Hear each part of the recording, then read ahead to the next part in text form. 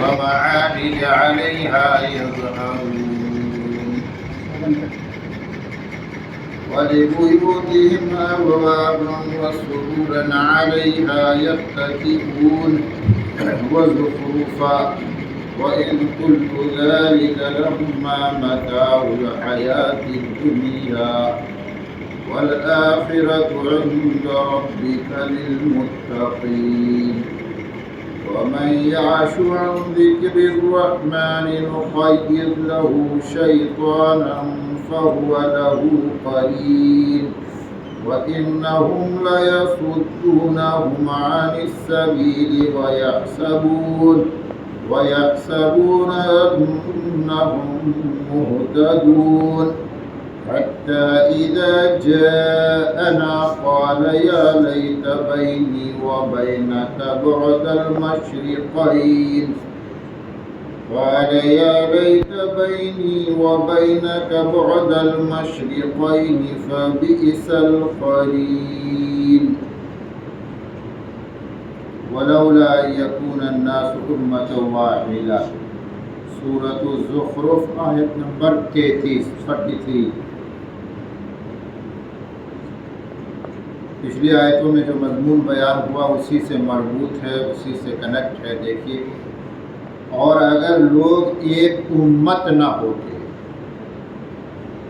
تو ہم بناتے اس شخص کے لیے جو رحمان کا کفر کرے، ان کے گھروں کے لیے چھت چاندی کے، وہ معارج اور سیڑھیاں علیہا یظہرون جس پر وہ چڑھتے ہیں، وَلِبُيُوتِهِمْ أَبْوَابًا اور ان کے گھروں کے لیے دروازے، وہ سرورا اور پلنگ، علیہا یتکئون جس پر وہ ٹیک لگاتے ہیں، وَزُخْرُفًا اور سونے کی۔ کل ایک حدیث بیان ہوئی تھی جو سنن ترمذی میں ہے کہ اگر دنیا کی قدر و قیمت اللہ تعالیٰ کے نزدیک لو کانت تعدل الدنیا جناح بعوضۃ، ایک مکھی کے پر کے برابر اس کی اہمیت ہوتی، وہ اللہ تبارک و تعالیٰ اس میں سے ایک گھونٹ پانی بھی کسی کافر کو نہ پلاتا، کیونکہ دنیا اور دنیا کی چیزوں کی کوئی اہمیت نہیں ہے۔ اس لیے اللہ تبارک و تعالیٰ نے دنیاوی نعمتوں کو سب کے لیے عام کر رکھا ہے، مومنوں کو بھی ملتا ہے، غیر ایمان والوں کو بھی ملتا ہے، جو جتنا جس کے لیے مقدر ہوتا ہے اس کو مل جاتا ہے، نیکوں کو اس کی نیکیوں کے ساتھ ملتا ہے اور بروں کو اس کی برائیوں کے ساتھ مل جاتا ہے۔ یہاں پر ایک نقطہ یہ بیان کیا قرآن کریم نے کہ اگر سارے لوگ ایک امت نہ ہو جاتے، ایک طریقے پر نہ ہو جاتے، یعنی سارے کے سارے اللہ کے نافرمان اور گنہگار ہو جاتے، اگر اس کا اندیشہ نہیں ہوتا تو اللہ تعالیٰ دنیا میں کیا نظام قائم فرماتا کہ دنیا میں جو جتنا بڑا کافر ہوگا اس کو دنیا کی اتنی ہی زیادہ نعمتیں میسر ہوں گی، کہ نافرمانی کرو اور دنیا کی نعمت لے کے جاؤ، گناہ کرو اور دنیا کی نعمت لے کے جاؤ۔ اور پھر ایسا ہوتا کہ دو گھر ہے، ایک مسلمان کا ایک کافر کا۔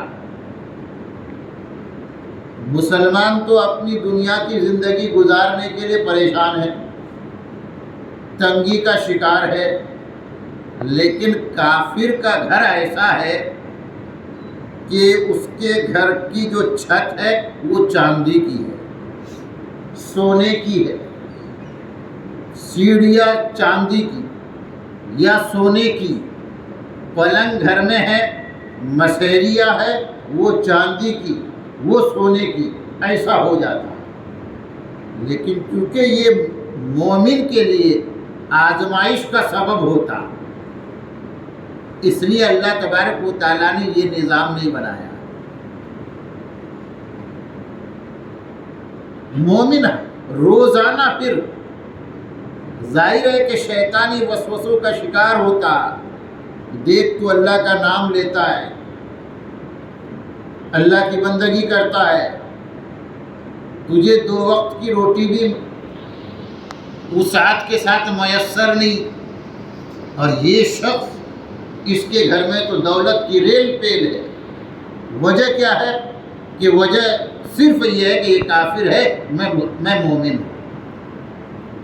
تو شیطان کہتا کہ چھوڑ آخرت کو، آخرت تو ادھار ہے، دنیا آج تیری نقد ہے، تیرے ایمان کی وجہ سے تیری دنیا بگڑی ہوئی ہے، بنا لے اپنی دنیا، چھوڑ آخرت کا خیال۔ تو روز ایمان والے کو جوجھنا پڑتا شیطان کے مقابلے میں۔ اس لیے اللہ تبارک و تعالیٰ نے ایمان والوں پر رحم فرمایا، اور اس طرح کا فیصلہ صادر نہیں ہوا، اس طرح کا نظام نہیں بنا، اس طرح کی سنت جاری نہیں ہوئی کہ کافر کو محض اس کے کفر کی وجہ سے دنیا کی نعمتیں ملتی ہوں۔ آج یہ مت سمجھیے کہ اگر دنیا میں کافروں کی چلتی ہے، ان کے پاس دولت ہے، تو یہ ان کے کفر کی وجہ سے ہے؟ نہیں، یہ ان کی محنت کی وجہ سے۔ اس دنیا میں جو محنت کرے گا اللہ تبارک و تعالیٰ اس کی محنت کا صلہ اس کو دے گا۔ اللہ تعالیٰ نے نظام بنایا ہے من جد وجد، جس نے محنت کیا اس نے پایا۔ تو دنیاوی نعمتوں کے حوالے سے یہ کہا جائے گا کہ اگر کافر کو دنیا کی نعمتیں میسر ہے تو وہ ان کی محنت کی وجہ سے اللہ ان کو دے رہا ہے، ان کے کفر کی وجہ سے نہیں دے رہا ہے کہ وہ کافر ہے اس لیے اللہ دے رہا ہے۔ اگر مسلمان کو دنیا کی نعمت مل رہی ہے تو اس کی محنت کی وجہ سے، ایسا نہیں کہ اس کو اس کے ایمان کی وجہ سے دنیا کی نعمتیں مل رہی ہیں۔ وہ دنیا کی لائن کی محنت کر رہا ہے تو دنیا کی بھی نعمتیں اسے میسر ہے۔ اسی لیے تو ایک مومن کو یہ کہا گیا نا، کل جیسے بات آئی کہ اے مومن تیرا کام مسجد کے کونے میں بیٹھ کر بس اللہ کی عبادت کرنا ہے، معیشت کے لیے تجھے فکر نہیں کرنی ہے، وہ تو ہم تمہیں دیں گے۔ اللہ تعالیٰ نے یہ نہیں فرمایا، اللہ تعالیٰ نے کیا فرمایا؟ فَإِذَا قُضِيَتِ الصَّلَاةُ فَانتَشِرُوا فِي الْأَرْضِ، نماز پوری ہو گئی، اب زمین میں چلو پھرو، وَابْتَغُوا مِن فَضْلِ اللَّهِ، اور اللہ کی روزی تلاش کرو۔ تو مومن اور کافر کی دنیا کی زندگی میں فرق صرف یہ ہے کہ کافر صرف دنیا کے لیے جیتا ہے، صرف دنیا کے لیے محنت کرتا ہے، اس کی ساری محنت دنیا کے خاطر ہوتی ہے۔ وہ کہتا ہے ربنا آتنا فی الدنیا حسنہ، اے ہمارے رب دنیا میں ہمیں حسنہ عطا فرما۔ قرآن کہتا ہے ما لہ فی الآخرۃ من خلاق، اس کا آخرت میں کوئی حصہ نہیں ہے۔ لیکن مومن کیا کہتا ہے؟ مومن مسجد میں بیٹھ کر اللہ کی عبادت بھی کرتا ہے، مسجد سے باہر نکل کر روزی کمانے کے لیے محنت بھی کرتا ہے۔ وہ دعا کرتا ہے ربنا آتنا فی الدنیا حسنہ وفی الآخرۃ حسنہ وقنا عذاب النار۔ اسے دنیا کا بھی حسنہ چاہیے، اسے آخرت کا بھی حسنہ چاہیے، اسے جہنم سے پروٹیکشن بھی چاہیے۔ تو اللہ تبارک و تعالیٰ کیا فرماتا ہے؟ میرے بندے نے دنیا کا بھی حسنہ عطا فرمایا، میں اسے دنیا کا بھی حسنہ دوں گا اور اس کو آخرت کا بھی حسنہ جنت کی شکل میں عطا فرماؤں گا۔ یہ ہے اس دنیا میں اللہ کی سنت یہ ہے وہ نظام جو اللہ تعالیٰ نے اس دنیا میں قائم فرمایا ہے۔ تو قرآن نے کہا اگر لوگ ایک امت اور ایک طریقے پہ نہ ہو جاتے، یعنی سارے لوگ پھر دنیا داری کے خاطر کافر ہو جاتے، اگر اس کا خطرہ نہیں ہوتا تو ہم کیا کرتے؟ لجعلنا، تو البتہ ہم بناتے اس شخص کے لیے جو رحمان کا کفر کرتا ہے، کیا بناتے؟ لبیوتہم سقفا، ان کے گھر کے چھتوں کو، من فضۃ، اور آگے آ رہا ہے زخرفا، سونے کا، چاندی کا اور سونے کا۔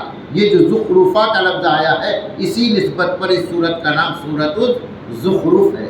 تو سونے کا بنا دیتے، چاندی کا بنا دیتے، وہ معارج اور سیڑھیاں، علیہا یظہرون، جس پر وہ چڑھتے ہیں وہ بھی سونے کا، وہ بھی چاندی کا، وَلِبُيُوتِهِمْ أَبْوَابًا، اور ان کے گھروں کے لیے دروازے سونے کا، چاندی کا، وَسُرُورًا، اور مسیری یا پلنگ، علیہا یتکئون، جس پر وہ ٹیک لگاتا ہے وہ بھی چاندی کا، وہ بھی سونے کا۔ لیکن اللہ تعالیٰ نے مومن کو آزمائش سے بچانے کے لیے یہ سلسلہ قائم نہیں فرمایا۔ اب آگے دیکھیے، وَإِن كُلُّ ذَلِكَ لَمَّا مَتَاعُ الْحَيَاةِ الدُّنْيَا، اور اگر ایسا ہو بھی جاتا کہ ان کے گھر کے چھت، سیڑھیاں، اتنی دولت کی ریل پیل کہ وہ سونے کا اپنا پورا گھر محل کھڑا کر دے، اس سے کیا ہوتا؟ کیا فرق پڑتا؟ نہیں ہوتا یہ سب مگر دنیا کی زندگی کا متاع۔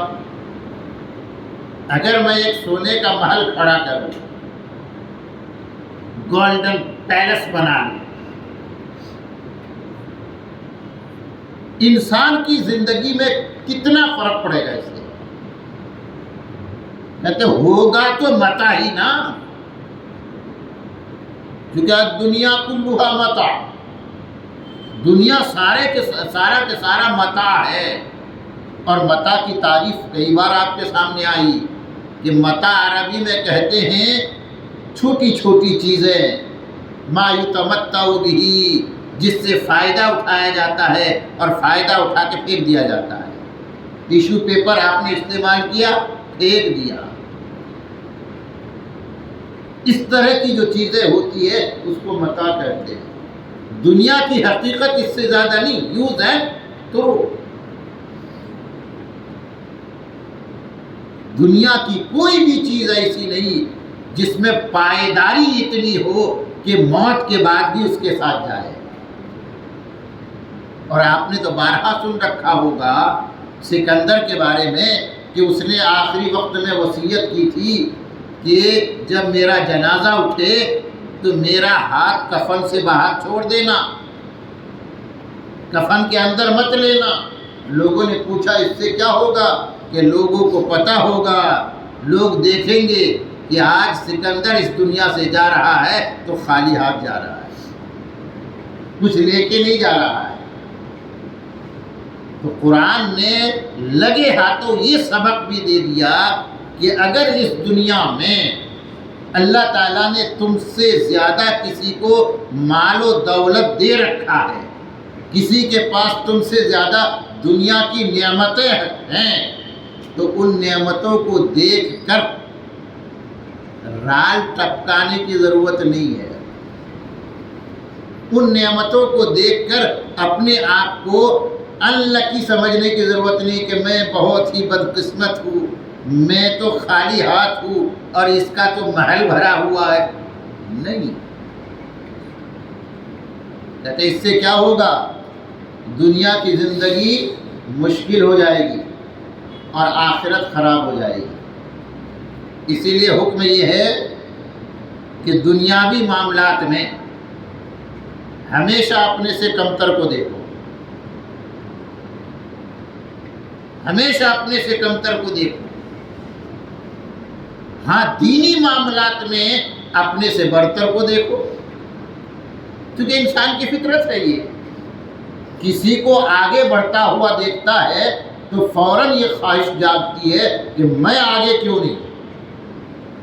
تو اگر دینی معاملات میں اپنے سے آگے والے کو دیکھو گے تمہارے اندر جذبہ پیدا ہوگا، تنافس کا جذبہ جس کو کہا گیا، اور یہ مجھ سے زیادہ دیندار ہے، میں اس سے بھی زیادہ دیندار بنوں گا، تمہاری دینداری میں ترقی ہوگی۔ ورنہ اگر دنیا دار کو دیکھو گے کہ اس کے پاس دنیا زیادہ ہے، میرے پاس کیوں نہیں، تو دنیا کے پیچھے اتنا بھاگو گے کہ تمہاری آخرت خراب ہو جائے گی۔ ایک بزرگ کا قصہ بتایا گیا، اللہ تبارک و تعالیٰ نے کافی کچھ نوازا تھا دنیاوی اعتبار سے، لیکن خوش نہیں تھے۔ اپنے شیخ سے شکایت کی تو انہوں نے کہا کہ اپنا محلہ بدل لو۔ کہتے ہیں ایسی جگہ میں نے اپنا مکان بنایا کہ جب پڑوس والوں کو دیکھتا تو مجھے یہ لگتا تھا کہ ان میں سب سے اچھی حالت میری ہے، تو فوراً تشکرانہ جذبہ دل میں پیدا ہوتا اور کہتا الحمدللہ۔ اور پہلے کہتے ایسے محلے میں میرا گھر تھا کہ جب میری نظر پڑتی تو سب کا گھر، سب کی حالت مجھ سے بہتر نظر آتی، تو فوراً ایک مردنی سی چھا جاتی کہ کاش میری بھی حالت ان جیسی ہوتی۔ تو قرآن نے سمجھا دیا یہ جو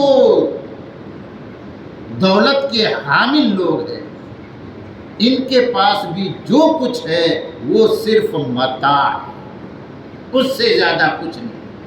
یہ وَالْآخِرَةُ عِنْدَ رَبِّكَ لِلْمُتَّقِينَ، اور آخرت تیرے رب کے نزدیک متقیوں کے لیے ہے۔ آخرت کس کے لیے ہے؟ متقیوں کے لیے ہے، تقوی والوں کے لیے ہے آخرت۔ اور مومن ظاہر ہے کہ دنیا میں جیتا ہے اور دنیا کو اپنی ضرورت سمجھتا ہے، اور آخرت کے لیے جیتا ہے۔ دنیا میں جیتا ہے لیکن آخرت کے لیے جیتا ہے، چونکہ آخرت اس کی زندگی کا مقصد ہے۔ مقصد کیا ہے؟ آخرت۔ اسے پتہ چلا کہ دنیا میں ایسی زندگی گزارو جو تقوی والی ہو، پرہیزگار کی زندگی گزارو، تو اپنی آخرت بنانے کے لیے وہ تقوی والی راہ اختیار کرتا ہے۔ تقوی والی راہ کون سی ہوتی ہے؟ گناہوں سے بچنے کا راستہ۔ اس دنیا میں گناہوں کے بڑے کانٹے ہیں۔ اللہ کی نعمت چاہیے، مومن کو بھی چاہیے، لیکن وہ ان کانٹوں سے الجھنا نہیں چاہتا، ان کانٹوں سے بچ کر دنیا کی نعمت چاہتا ہے، اس لیے اسے بڑا احتیاط کرنا پڑتا ہے۔ قدم بڑھانے سے پہلے سوچنا پڑتا ہے کہ یہ میرے لیے حلال ہے کہ نہیں، یہ میرے لیے جائز ہے یا ناجائز ہے، یہ چیز میرے آخرت کے لیے مفید ہے یا مضر ہے۔ اس لیے وہ دنیا میں سرپٹ نہیں بھاگ سکتا، قدم قدم پہ رکاوٹوں کو پار کر کے آگے چلتا ہے۔ ایک بزرگ نے تقوی کو بہت اچھی طرح سمجھایا ہے، تقوی کے حوالے سے کافی بار بات ہوئی، لیکن ایک چیز جو انہوں نے سمجھایا وہ عرض کرتا ہوں۔ یہ جو تقوی ہے نا، جس کے بارے میں کہا کہ آخرت متقیوں کے لیے ہے، تقوی والوں کے لیے ہے، تو انہوں نے کہا یہ آگ ہے، آگ جلاتی ہے، یہ نظر سے ہم دیکھتے ہیں، نظر بھائی آگے، نظر سے ہم دیکھتے ہیں، تو آگ کا ڈر پیدا ہو گیا۔ یہ جو آگ کا ڈر ہے یہ آگ کا تقوی ہے، یہ آگ کا تقوی ہے۔ اب کبھی جب بھی آگ سامنے آئے گی تو آدمی آگ کو لینے آگے نہیں بڑھے گا، آگ سے بچے گا۔ کوئی اگر چھوٹا معصوم سا بچہ جو آگ سے واقف نہیں ہے وہ آگ کی طرف بڑھے گا تو وہ اس کو بچانے کے لیے دوڑے گا۔ یہ آگ کا تقوی۔